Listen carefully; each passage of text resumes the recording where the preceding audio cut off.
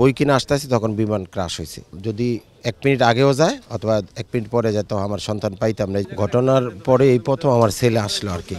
ঘটনার পরে ও ক্লাস 5 এ পড়ে, ক্লাস ক্যাপ্টেন। ঘটনার এখানে ক্রাশ হওয়ার ২ মিনিট বা ৩ মিনিট আগে ওরা খেলতেছিল ৭-৮ বন্ধু। ওরা পরে আমি ওদের টিফিনে টাকা দিয়েছিলাম আর ১০০ টাকা বেশি আনছে। ওই টিফিন না খেয়ে ওরা ওই পাশে লাইব্রেরিতে গেছিল বই কিনতে। ওই বই কিনতে যাওয়ার ২ মিনিট অথবা ৩ মিনিট পরে আবার যখন বই কিনে আসতেছি তখন বিমান ক্রাশ হয়েছে। যাই হোক ওর সাথে ৭-৮ জন যারা গেছে সবাই আলহামদুলিল্লাহ নিরাপদে আছে। আর যারা ক্লাসে ছিল তারা কেউ ক্লাস 5 এর কম ক্ষতি হয়েছে, ওদের আগুনে পড়েছে, পিছন দিয়ে তো ভাঙে বাইর হইছে। আমার বিষয় হলো আজকে বিষয় হলো যে মেহরিন মিম লাস্ট ক্লাসটা ছিল ওদের, ও ক্লাস ক্যাপ্টেন। ওদের ক্লাসে মেহরিন মিম কিছু কথা বলছে। ও মেহরিন মিমের কথা শুনলে আর মানে ও কান্না থামাইতে পারে না, ও আবেগ তাড়িত হয়েছে।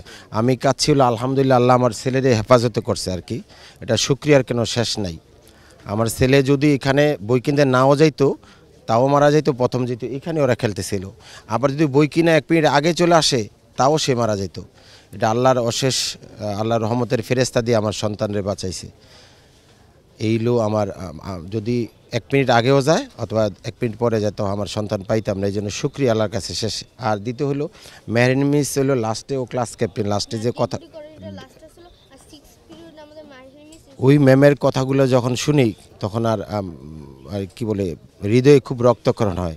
ম্যামের কথাগুলো সবসময় বলতো আর কি। আমরা যেখানে গার্ডিয়ানরা আসতাম উনি খুব, এখানে যেন বাচ্চাদের ছুটি হইতো কাছে দাঁড়ায় মেহরিন মিসের কথা বললে আর ঠিক থাকা যায় না ভাই।